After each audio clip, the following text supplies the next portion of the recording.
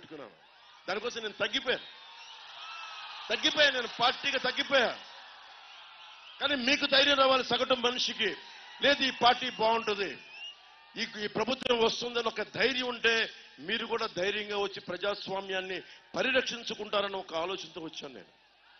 ఇది మీ చాయిస్ ఇది. ఎందుకంటే నేను ఎన్ని అరిచినా ఎంత కోపడ్డా సగటు ఆంధ్రాలో ఉన్న సగటు మనిషికి కోపం రాకపోతే నేను ఎంత అరిచి గీపెట్టుకున్నా నేనేం చేయలేను. భవిష్యత్తు మీ చేతుల్లో ఉంది. చంద్రశేఖర్ రెడ్డి అనే వ్యక్తి కాకినాడని ఏం చేశాడో ప్రతి ఒక్కరికి తెలుసు.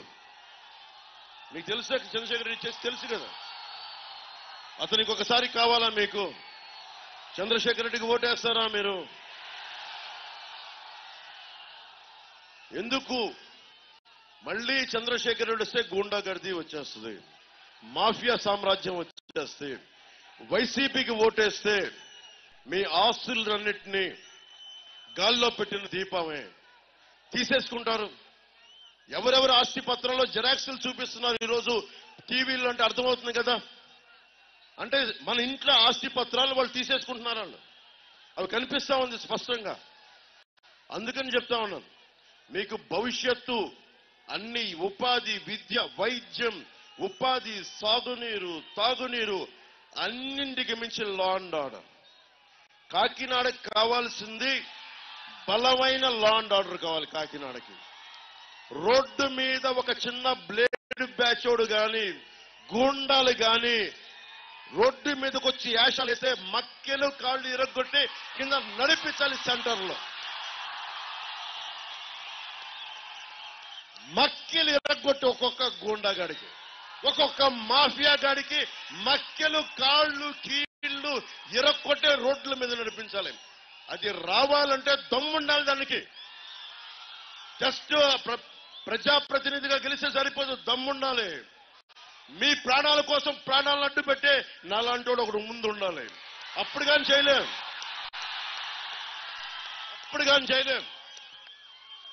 అందుకని చెప్తున్నాం, మీ బాధ్యత ఇది. ఇది ప్రజాస్వామ్యం, మీ భవిష్యత్ ఇది. ప్రజాస్వామ్యాన్ని మనందరం కలిసి పరిరక్షించుకోకపోతే మళ్ళీ వైఎస్ జగనే, మళ్ళీ వైసీపీఏ, మళ్ళీ గూండాలే వస్తారు.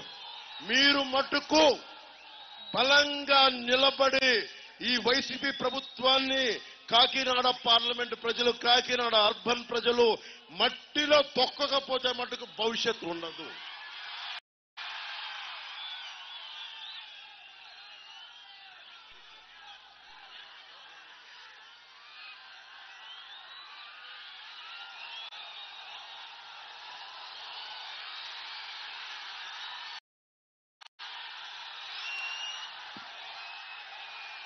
నాకు నిజంగా ఇది మార్పు సమయం.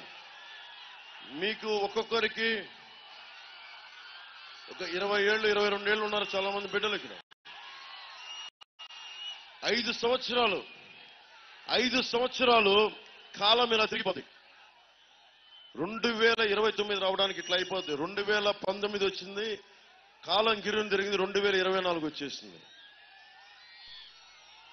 నువ్వు నాకు ఇలా చెప్పడం కాదు తల్లి, నాకు నువ్వు పోరాడాలి, నువ్వు ధైర్యంగా వెళ్ళాలి. నువ్వు ధైర్యంగా పోరాడపోతే నువ్వెన్ని చేసినా సరిపోదు. ఇక్కడ చాలా మంది చొక్కా పెట్టుకుని చొక్కా తీసుకు చూపిస్తూ ఉంటారు. చొక్కా నాకు కాదు, ఓటేసి చంద్రశేఖర్ రెడ్డికి చూపించండి. ఇట్లా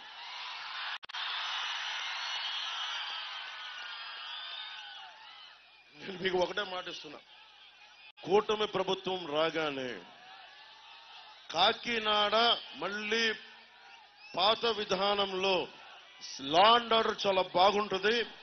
మాఫియా రాజ్యాన్ని అరికాలతో ఉక్కు పాదంతో తొక్కేస్తాం మాట మీకు ఇస్తున్నాను. విద్య, వైద్యం, ఉపాధి, సాగునీరు, తాగునీరు, లా అండ్ ఆర్డర్ ఇవన్నీ సవ్యంగా ఉన్నాయనుకోండి, మీ భవిష్యత్తుకి ఎవరేం చక్కగా మీరే చేసుకుంటారు. అలాగే జనసేన, టీడీపీ, బీజేపీ ప్రభుత్వం అభివృద్ధితో పాటు సంక్షేమం ఉండాలని కోరుకుంటా ఉన్నాం. ఆ దిశగానే వేస్తున్నాం. మేనిఫెస్టో చదవండి, మేనిఫెస్టో గురించి వినండి. మెగా డిఎస్సి కానీ, 20 లక్షల ఉపాధి ఉద్యోగాలు కానీ, 25 లక్షల హెల్త్ ఇన్సూరెన్స్ కానీ, 3 సిలిండర్లు కానీ, కుటుంబానికి, మన ఆడపడుచులకి, అలాగే ఉచిత బస్సు ప్రయాణం కానీ ఇవన్నీ ఉన్నాయి. దివ్యాంగులకి 6,000 కానీ, పూర్తిగా చచ్చుబడిపోయిన 15,000 ఉన్నాయి. వీటన్నిటికీ మించి మనకు కావాల్సింది భద్రత, స్వేచ్ఛ. ప్రజాస్వామ్యం మనకిచ్చింది భద్రత, స్వేచ్ఛ. ఆ స్వేచ్ఛని మీరు పోగొట్టుకోకండి. రౌడీలు రాజ్యాలు వెళ్తున్నారంటే తప్పు మనది. మనం విడిపోతున్నాం. వర్గాలుగానో, పార్టీలుగానో, కులాలుగానో విడిపోతున్నాం. నేను మనుషుల్ని ఏకం చేయడానికి వచ్చాను, విడగొట్టడానికి రాను. సో మీ అందరికీ ఈ సమయాన ఒకటే కోరుకుంటున్నా, భవిష్యత్తు మొత్తం ఆంధ్రప్రదేశ్ ప్రజానీకానికి కాకినాడ నుంచి అందరినీ ఉద్దేశించి మాట్లాడుతున్నాను. మీరన్నీ గత 5 సంవత్సరాల్లో ఎవరెవరు ఏం చేశారు, వైసీపీ ప్రభుత్వం ఏం చేసింది, పవన్ కళ్యాణ్ ఎలా నిలబడ్డాడు, టీడీపీకి ఎలా బలం ఇచ్చాడు, ఎలా తగ్గి ముందుకు తీసుకెళ్లాడు, భారతీయ జనతా పార్టీ ప్రధానమంత్రి గారి నేతృత్వంలో మేము ఆంధ్రాలో పొత్తు పెట్టుకోమంటే ఆయన్ని నేను ఒప్పించానంటే ఎంత బలంగా మాట్లాడుంటానో మీరు అర్థం చేసుకోండి. దేనికి మాట్లాడాను? పవన్ కళ్యాణ్ ఎంపీ, ఎమ్మెల్యే కాకపోతే ఏమవ్వదు. పవన్ కళ్యాణ్ చేసి కూడా సినిమాలు ఉన్నాయి. అవసరమైతే బయటకు వచ్చి రోడ్ల మీద కొట్లాడతాడు.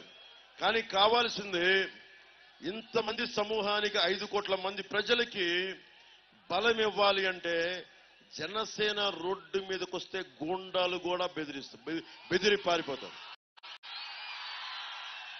అడవి దున్నలు ఎలా పారిపోతాయో సింహాన్ని చూసి, జనసేన బయటికి వస్తే మొత్తం వచ్చి అందరూ పారిపోతారు. రౌడీ గూండాలు అందరూ పారిపోతారు. అలాంటి గూండాలు ప్రభుత్వం ఇది వైసీపీ, అరాచక ప్రభుత్వం. నేను మీకు భరోసా ఇస్తున్నా, ఒక్క ఎన్నికలు కాదు, ఒక తరం కోసం. అక్కడ రెడ్ టీ షర్ట్ వేసుకుని చిన్న బ్లూ ప్యాంట్ వేసుకున్నట్టు చూస్తున్న ఆ బిడ్డ భవిష్యత్తు కోసం, మీ భవిష్యత్తు కోసం,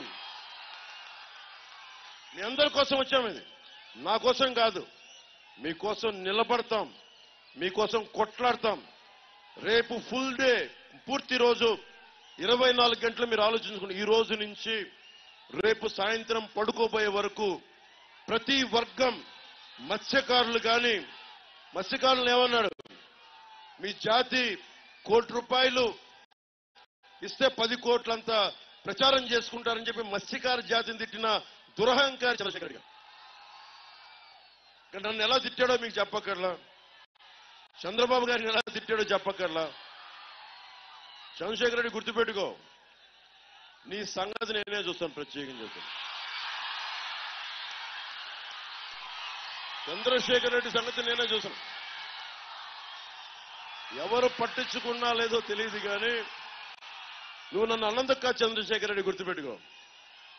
నువ్వు ప్రజల్ని ఇబ్బంది పెట్టేశావు, ప్రకృతి వనరులను దోచేశావు, పేకాట క్లబ్బులు నడిపావు, మాఫియా అయిపోయింది, గ్రావెల్ని దోచేశావు, పచ్చని మడ అడవులు నరికేశావు. గుర్తుపెట్టుకో చంద్రశేఖర్ రెడ్డి, నిన్ను రోడ్డు మీద తీసుకెళ్తావు, రోడ్డు మీదకి లాక్కొస్తాం. గుర్తుపెట్టుకో. నువ్వు నీ రౌడీజం చెప్పు, మీ బాస్ జగన్ చెప్పు, పవన్ కళ్యాణ్ చెప్పాడని చెప్పు, తాట తీసి కింద కూర్చోబెడతాం. ఇప్పుడు వెళ్ళి అతను పిఠాపురంలో చేస్తున్నాడు, నా మీద వెళ్ళి ఉప్పాడులో ఏం చేస్తాడు?